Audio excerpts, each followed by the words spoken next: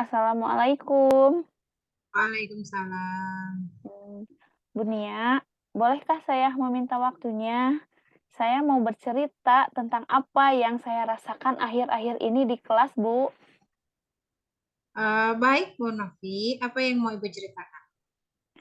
Begini, Bu Nia, akhir-akhir ini saya merasa sebagian guru menerima perubahan kurikulum di lapangan.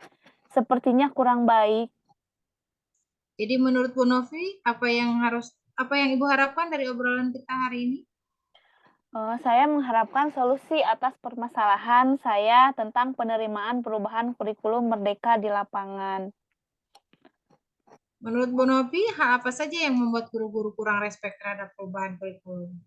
Kalau saya ingat kembali, hal yang menyebabkan kurang respeknya perubahan kurikulum masih beranggapan bahwa setiap pergantian pemimpin pasti berubah kurikulum, sementara kurikulum sebelumnya pun belum terlihat hasilnya.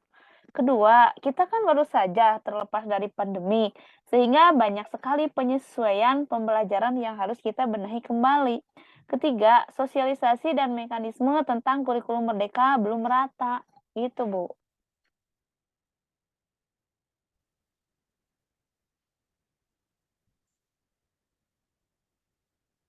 Oh begitu ya Bu ya. Kira-kira apa saja yang membuat guru Ibu antusias dalam perubahan kurikulum?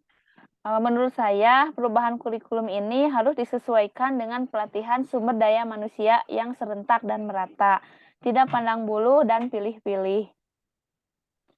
Sosialisasi yang merata agar agar semua sekolah mendapatkan informasi yang sama dan menyeluruh. Wah, saya sependapat Bu dengan Ibu. Lalu menurut pendapat Ibu, apa saja yang membuat guru-guru kurang respek pada perubahan? Menurut saya, karena mereka terbiasa dengan pola pikir yang sama, cara yang sama dan cara lama, artinya terlalu zonanya. Sementara pendidikan itu kan dinamis, pendidikan itu harus mengikuti kodrat zaman, artinya harus mau berubah. Lalu, Bu, mengenai tugas guru di masa milenial ini bagaimana? Guru harus bisa mengimbangi teknologi, terutama IT. Mau tidak mau, suka tidak suka, hal ini harus guru lakukan. Karena setiap murid, setiap tahun keadaannya dan kondisinya berubah. Kalau boleh tahu apa yang harus dilakukan? Saya biasa mencoba banyak bertanya, kolaborasi dengan rekan-rekan, bertukar informasi mengenai perkembangan teknologi, terutama teknologi IT. Adakah cara lain, Bu? Hmm, saya pikir banyak ya, Bu, mengikuti pelatihan secara mandiri, mengikuti pelatihan yang lainnya, mengikuti kegiatan komunitas praktisi agar kita dapat membuka wawasan kita. Nah, betul, Bu. Saya yakin sekali bila Ibu mau mengikuti pelatihan secara mandiri, pastinya banyak hal yang dapat dipelajari. Jadi sekarang Ibu, yang pertama, mungkin rencana saya merubah mindset saya mengenai paradigma perubahan kurikulum, mencari seluas-luasnya mengenai apa itu kurikulum merdeka, mengikuti pelatihan secara mandiri, mengikuti kegiatan komunitas praktisi agar kita dapat berdiskusi dan berkolaborasi. Bagus rencana Ibu. Saya sangat mendukung sekali. Mudah-mudahan berhasil. Apa komitmen Ibu terhadap rencana Ibu ini? Saya berkomitmen untuk selalu belajar dan mencari ilmu melalui pelatihan mandiri dan mengikuti komunitas praktisi yang ada. Wah, bagus sekali, Bu. Saya sangat mendukung. Mudah-mudahan berjalan lancar ya. Iya. Terima kasih Bu Nia atas waktunya untuk sharing. Mudah-mudahan kita semua bisa menjadi guru yang selalu mau menerima perubahan untuk pembaharuan. Menurut saya tujuan yang disampaikan itu sangat jelas. Mungkin itu topik permasalahan kita ya Bu Nia ya. Ya, Ya. terima kasih. Sekarang Bu Nia punya permasalahan? Permasalahan yang kedua yaitu tentang kurangnya antusias anak-anak belajar di sekolah. Iya, iya. Kurangnya antusias ya Bu ya.